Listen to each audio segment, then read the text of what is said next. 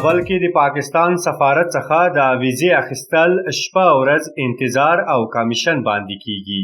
روحي دونی نه هم د غوي په هیواد کې د وړو روغتیايي خدمتونو د نه شتون له امله ډیری افغانان اړ کیږي چې د ناروغیو د درملنې په موخه د پاکستان ویزې ترلاسه او هلته لاړ شي.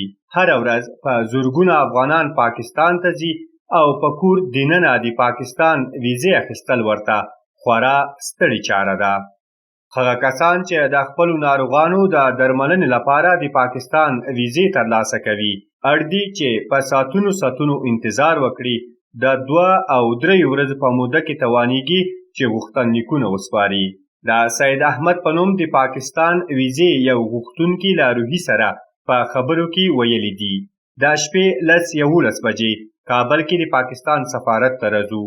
ټوله شپه د سهار تر رسمیاتو انتظار کوو، خو بیا هم د بېنظمۍ او ګډوډۍ له امله نشو کولی چې ویزې ترلاسه کړو.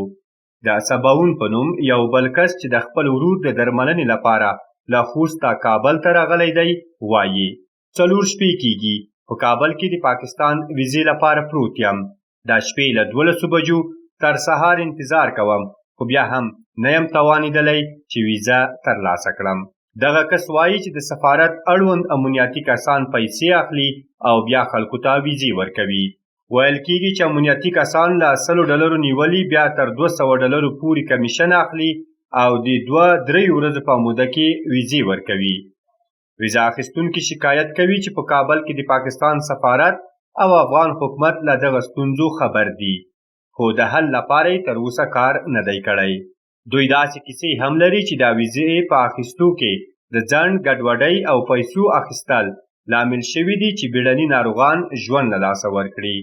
د سفارت د ساتونکو لخوا د بډو اخیستل د سفارت د مسؤلینو او افغان حکومت د چارواکو د سترګو پر وړاندې چارې دي، خو د حل په پار یې تر اوسه عملي کوم څه نه دي کړي.